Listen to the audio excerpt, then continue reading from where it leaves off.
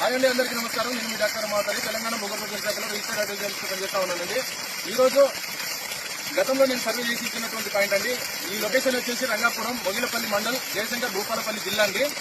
రైతు పేరు వచ్చేసి శ్రీనివాసరావు అని చెప్పేసి గతంలో నేను సర్వే చేసి ఇచ్చినటువంటి పాయింట్ అండి. అంటే గతంలో అంటే మే నెలలో సర్వే చేస్తే రీసెంట్ అంటే 3 నెలల కిందట బోర్ డ్రిల్ చేశారంట. డ్రిల్ చేసే టైంలో నాకు అందుబాటులో లేకపోవడం వలన నా దగ్గర వీడియో అయితే రాలేదండి. ఇటు ముఖాన ఈ సక్సెస్ అయిందనే ఉద్దేశం అనుకోటి మళ్ళీ నన్ను పిలిపించడం జరిగింది. ఇక్కడ పిలిపించిన క్రమంలో ఇటు పోతుంటే ఈ బోర్ అయితే కనిపిస్తుందండి. ఒకసారి వీడియో చేద్దాం సార్ అని రైతు ఆనందంగా నన్ను పిలుచుకోవడం జరిగింది. పిలుచుకున్న క్రమంలో ఈ రోజు అయితే వీడియో చేస్తా ఉన్నానండి. నా వ్యూవర్స్ చూపిద్దామనే ఉద్దేశంతో చెప్పండి. నేను రైతు మాటల్లో దీని గురించి నేను తెలియపరుస్తాను. చెప్పండి అన్న, అంటే మీకు ఎట్లా అనిపించింది? గతంలో నేను సర్వే చేశాను కదా, ఎన్ని ఇంచుల వాటర్ వచ్చింది?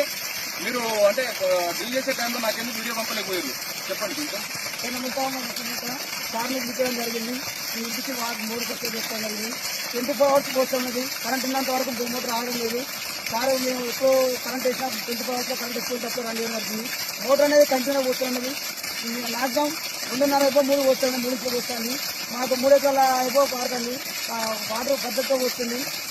దాని గురించి తీసుకోవడం జరిగింది. అదే విధంగా మా అన్న ప్రేమించడానికి మా అన్న కూడా చెప్పడం జరిగింది. అన్న పలానా సార్ కూడా వాటర్ పడ్డాయి, మాకు అనుకూలం పడ్డాయని పిలిచడం జరిగింది. సార్ ఇప్పుడు పిలిపించి ఆ బోరు ప్లాంట్ ఉంచుకొని చక్కగా చేసి సార్ మీరు వంట బోరు మాకు అనుకూలంగా మీరు అనుకూలంగా తీసుకొచ్చి చూపించడం కూడా జరుగుతుంది. సక్సెస్ఫుల్ ఉంది.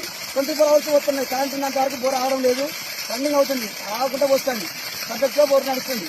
సంతోషం అన్న. అయితే రైతు మిత్రులారా, మీరు ఒక విషయాన్ని ఇక్కడ గమనించాలి.